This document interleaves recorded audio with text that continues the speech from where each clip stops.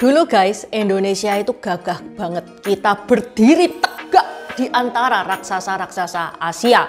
Kita punya satelit sendiri. Kita punya pesawat sendiri. Kita jadi panutan negara-negara tetangga. Singapura belajar ke Indonesia. Malaysia studi banding ke Indonesia. Filipina, Thailand, sampai China. Duduk manis di kelas kita yang ngajar. Tahun 1976 kita sukses meluncurkan satelit Palapa A1. Jadi negara ketiga di dunia setelah Amerika dan Kanada yang punya satelit domestik. Habis itu tahun 1995 Indonesia ngetes pesawat turbopop N250 buatan sendiri. Waktu itu Vietnam masih sibuk ngerakit motor, kita sudah mainan pesawat. Tapi sekarang negara-negara tetangga itu sudah ngacir ke depan kayak roketnya Elon Musk. Singapura sudah jadi pusat keuangan dunia, China sudah jadi negara terkuat kedua di dunia. Lah kita ya elah sinyal 4G aja nyarinya sampai muter-muter. Kadang sinyal hilang, kadang iman yang hilang. Sorry to say, dulu ya anak-anak Indonesia itu ya mikirnya gimana cara Indonesia jadi maju. Mereka bekerja keras, berprestasi, berusaha untuk memajukan Indonesia. Tapi sekarang mereka, orang-orang ini sibuk doa semua. Yang dipikirin gimana caranya supaya masuk surga. Ya nggak salah juga sih. Ada yang nyeletuk. Emang Indonesia pernah jaya? Emang Indonesia pernah hebat?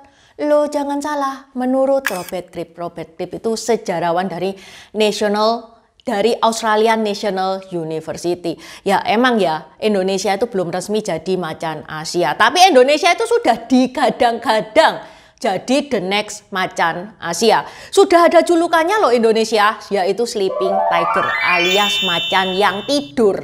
Tapi tidurnya kebablasan sampai 3 dekade. Penasaran dulu Indonesia itu sehebat apa dan kenapa sekarang kok jadi negara yang ngeluh sinyal terus. 大家好，我叫英丹，欢迎来到我的频道 Dynasty 小喜。T-shirt yang Intan pakai ini t-shirt custom marga dengan efek gold. Teman-teman bisa custom sesuai marga masing-masing atau nama lengkap kayak Intan kini juga bisa. Bisa size-nya itu besar di dada tengah atau kecil kayak Intan di dada kiri ini bisa. Selain efek emas, ada juga efek glow in the dark. Jadi kalau di pertengahan menyala, ada juga efek rainbow. Kalau kena cahaya itu keluar hologramnya. Selain custom marga, ada juga berbagai macam tokoh Tiongkok. Ada Guan Yu di operasi Dr. Hua Tuo. Dan yang terbaru ini nih, Neca. Kalau sekarang masih close PO ya, teman-teman bisa check out nanti tanggal 1. Kalau teman-teman minta diingetin, bisa chat admin online shop yang linknya ada di deskripsi. Okay, let's start!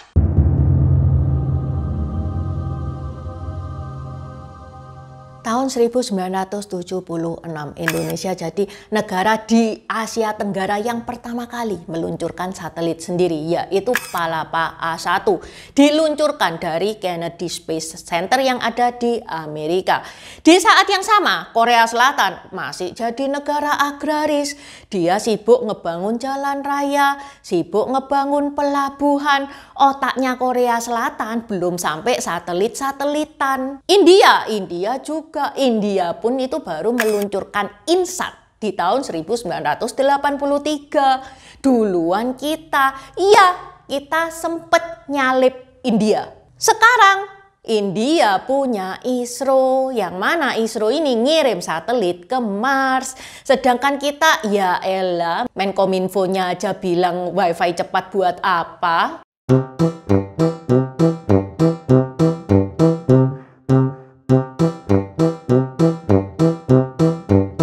Tahun 1995 kita sudah merancang uji coba pesawat N250 turbopop buatan anak bangsa, dirancang oleh timnya B.J. Habibie.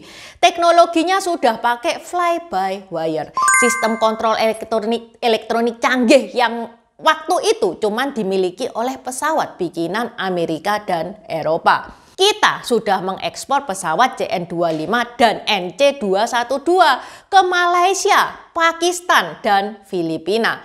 Sedangkan China di tahun 1990, China ini masih jadi negara berkembang. PDB-nya jauh di bawah Indonesia.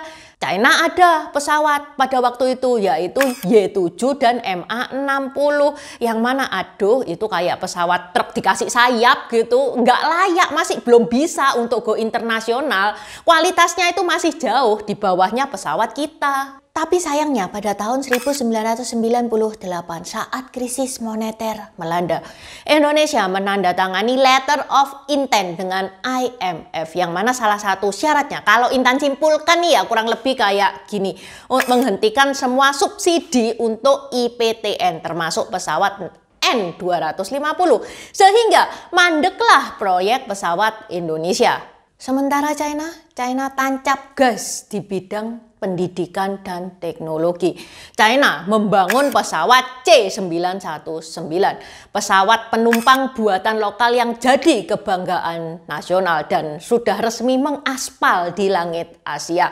Ya memang sih belum secanggih Airbus atau Boeing, tapi progresnya China ini ngebut banget. Gak cuman itu, jet tempur J20 buatan mereka juga bikin negara-negara besar itu waspada, termasuk Amerika dan Eropa. Udah siluman, cepet, dan susah dideteksi oleh radar. Bahkan sekarang China sudah meluncurkan pesawat luar angkasa dan membangun stasiun sendiri di orbit. Pada tahun 1990, Indonesia sempat dijuluki Raja Otomotif Asia Tenggara. Kita punya semuanya, pasar yang besar, pabrik perakitan berjejer, dan mimpi bikin mobil sendiri. Saat itu, Indonesia bahkan dianggap sebagai pusat produksi mobil terbesar se-ASEAN. Lalu muncullah Impres nomor 2 tahun 1996 oleh Presiden Soeharto yang merupakan dasar berdirinya PT Timor Nasional Indonesia. Nah, masalahnya tercipta mulai dari sini.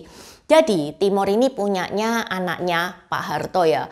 Pada saat itu dia itu ngedatengin mobil dari Korea Selatan, di rebranding jadi mobil Timor, yang mana itu mobil bebas pajak. Ya karena bebas pajak tentu saja harganya itu murah dong. Ngambeklah pasar global, nggak terima dong. Yang lain bayar pajak loh, Timor kok lewat jalan tol bebas hambatan kayak gitu. Sehingga pabrik global itu akhirnya pindah ke Thailand. Banyak yang pindah ke Thailand karena dirasa Indonesia ini sudah tidak adil, nggak suka dengan cara mainnya Indonesia. Padahal Thailand di tahun 1990 jauh di belakang Indonesia, nggak punya merek nasional, dilirik investor besar aja kagak, kapasitas produksinya masih cupu, tapi ya Thailand nggak tinggal diem. Dia membangun ekosistem yang ramah terhadap para eksportir. Di industri otomotif, dia belajar ya dari Indonesia yang menganak emaskan Timor. Thailand ini ngebikin regulasi yang ramah investor. Pajaknya ringan dan adil. Pelabuhan ekspor impor itu diperbaiki sama dia. Tenaga kerja juga dididik. Sehingga pabrikan-pabrikan global kayak Toyota, Honda, Isuzu, Mitsubishi, Ford, semuanya pada ngebangun pabrik di Thailand. Bahkan mereka pun ada yang ngebangun pabriknya itu khusus impor. Sekarang Thailand dijuluki Detroit of Asia. Bukan cuman basis produksi mobil terbesar di Asia Tenggara, tapi juga salah satu yang paling produktif di dunia. Menurut data dari Thai Board of Investment dan Asian Automotive Federation, Thailand itu mengekspor 900.000 mobil per tahunnya. Dan Thailand itu masuk negara eksportir mobil terbesar ke-11 di dunia. Meanwhile Indonesia, ya setelah Timor pun kandas, ya udah kita kesusahan cari pasar. Meanwhile pasarnya Thailand sudah ngantri sendiri.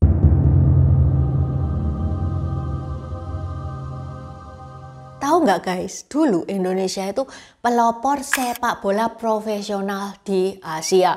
Tahun 1979 lahirlah Galatama, yang mana singkatan dari Liga Sepak Bola Utama. Ini liga semi pro pertama di Asia. Keren, jelas, bangga, wajib. Tahun 1980 sampai 1990-an, klub-klub Indonesia bersinar di Asia.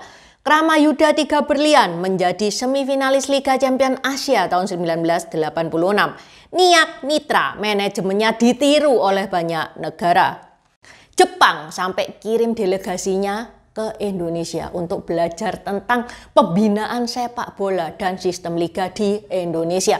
Bahkan menurut dokumen JFA, kita ini jadi referensi utamanya Jepang loh. Ironinya pada tahun 1993 Jepang itu mendirikan J-League, itu liga sepak bola pro penuh dengan struktur modern, investasi besar-besaran. Sejak saat itu sepak bolanya Jepang meroket.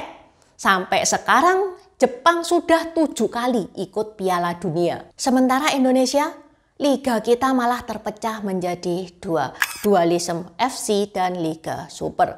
Wasitnya bisa dibayar,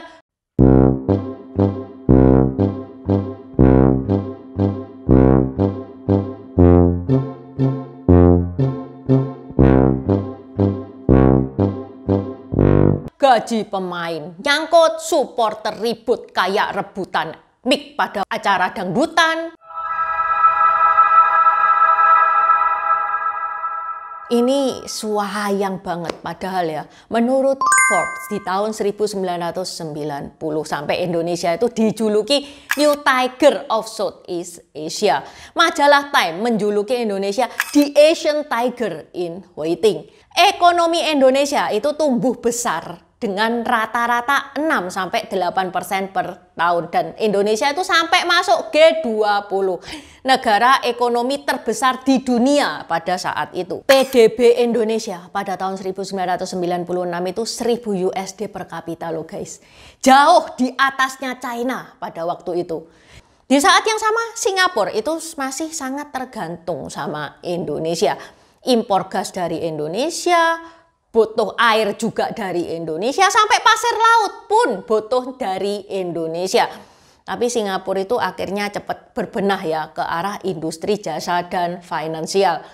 Sementara Indonesia setelah Krismon ya sudah kehilangan momentum sebagai macan Asia. Ini kayak kita itu lomba lari, tinggal sejengkal menuju garis finish, kita keseleo. Tapi menurut Raymond Chin, Indonesia itu bukan cuma gagal setelah Krismon doang ya, tapi karena gagal di industrialisasi. Padahal Indonesia lumayan, startnya awalnya itu sudah lumayan. Bahkan Indonesia itu sudah mulai ngelirik sektor manufaktur, sudah bikin pabrik, sudah mimpi punya mobil nasional. Harusnya ini kalau dikelola benar-benar ini bisa jadi penggerak ekonomi yang mana menyerap banyak tenaga kerja. Tapi ya gitu deh, dapat jadi negara maju, kita malah kebablasan dibelokan. Proyek-proyek besar nasional kayak mobil nasional itu mandek. Yang jalan itu justru sektor jasa. Mulai dari tukang potong rambut, tukang joki skripsi. Yang artinya apa? Indonesia itu ekonominya digerakkan oleh jasa yang receh-receh. Jadi hari ini bisa rame, besok belum tentu rame, kayak gitu. Tapi loh Cik Intan, kalau Krismon 98 itu puncak sumber utama kemunduran Indonesia. Lah, Krismon itu kan bukan melanda Indonesia doang. Semua kena kan Krismon, Malaysia kena, Thailand kena, Filipina kena, bahkan Korea Selatan itu kena. Lah, sekarang sudah selesai Krismon, kenapa kita malah jauh tertinggal? Karena korupsi guys. Yang pertama, korupsi kita itu sudah level internasional. Wah, ini malu-maluin dia. Sampai jadi studi banding loh sama Amerika. Itu sumbernya worldbank.org. Dan banyak literatur akademik yang ngebahas tentang korupsi di Indonesia. Itu yang pertama. Yang kedua, pada saat Orba, iya ada korupsi. Tapi yang korupsinya itu tersentralisasi di atas. Alias cuman raja korupsi doang yang korupsi. Sekarang semua yang bawah-bawah juga ikut korupsi. Semua pada korupsi berjamaah. Menurut Kompas, tahun 2002 sampai 2003 KPK itu menangkap 23 gubernur, 151 bupati wali kota, dan puluhan pejabat desa. Dan totalnya ada 600 korupsi dalam tahun itu. Yang mana ini kalau misalkan Indonesia mau maju ya ini harus hilang dulu. Dulu ya guys ya, saking kuatnya Indonesia. Singapura, Malaysia, Brunei, Thailand, Filipina, Vietnam, sampai China dan Kamboja itu semuanya pada belajar ke Indonesia. Pada tahun 1965 pada saat awal kemerdekaan negara Singapura ya. Singapura itu menjuluki Indonesia itu negara besar yang patut untuk ditiru. Singapura sampai ngirim pejabat-pejabatnya ke Indonesia untuk belajar tentang pengelolaan sumber daya alamnya Indonesia. Selain itu juga belajar studi pertanian dan industrialisasi loh belajarnya di Indonesia. China pun juga sempat belajar dari Indonesia. Tapi China itu belajarnya itu observasinya ke politik ya guys ya, bukan ke teknologi. Bagaimana politik non-bloknya Indonesia itu bisa mempengaruhi keseimbangan kekuatan dunia pada waktu itu. Malaysia, Brunei, Thailand di tahun 1960 sampai 80 mengirim mahasiswa-mahasiswanya untuk belajar di Indonesia, belajar kedokteran, belajar teknik, belajar sosiopolitik, sampai bahasa Indonesia itu dipelajari oleh negara-negara tetangga. Singkatnya, dulu Indonesia itu kayak senior yang diteladani oleh adik-adiknya. Kita dilirik sama tetangga-tetangga sebelah. Sekarang kita yang lirik tetangga-tetangga. China sudah punya AI. Singapura sudah punya canggih. Indonesia itu bukan negara kecil ya. Kita pernah jadi panutan, pernah disegani sama negara-negara tetangga, sampai dijuluki calon macan, saking macannya itu kebablasan tidur. Meanwhile, tetangga sudah ngacir kayak naik jet. Tapi hey, ini masih belum terlambat. Potensinya masih ada. SDA-nya masih ada. SDM-nya ya kalau menurut Reddit sih ya, pelatih-pelatih lapangan itu atau blue collar itu pada mengeluh sama sikapnya Gen Z yang kurang siap untuk ngikutin aturan, yang mana sampai dijuluki generasi strawberry, ya kan? Tapi ini pun masih bisa banget untuk dibentuk, masih ada waktu untuk dilatih. Masa lalu itu untuk dikenang guys, tapi masa depan ya ayo kita perjuangkan, ayo kita bangun. Ngebangunnya bukan cuma pakai doa doang, kita harus berusaha, bekerja keras, mau untuk berubah. Makanya guys, kalau teman-teman punya anak nih ya jangan diajari joget mulu dong. Menurut PISA, Indonesia itu berada di papan bawah loh di sektor matematika dan literasi. Dari 81 negara yang ikut PISA, Indonesia masuk 12 terbawah. Literasi jeblok, matematika jeblok, jogetnya wah ini sampai viral di seluruh dunia. Contohnya joget Satbor. Bangga boleh, tapi masa cita-cita anak bangsa itu cuma trending di FYP sih. Ayo kita balikin Indonesia menjadi raksasa seperti dulu lagi. Balikin semangat belajar, balikin semangat berkarya. Jangan cuma semangat bikin konten doang. Oke, sampai di sini dulu bahasan Intan hari ini. Saya Jenny Kwan Kan Cai Jen. Terima kasih udah nonton channel ini sampai habis. Dukung aku terus berkarya dengan klik subscribe dan bunyikan lonceng di bawah ya guys.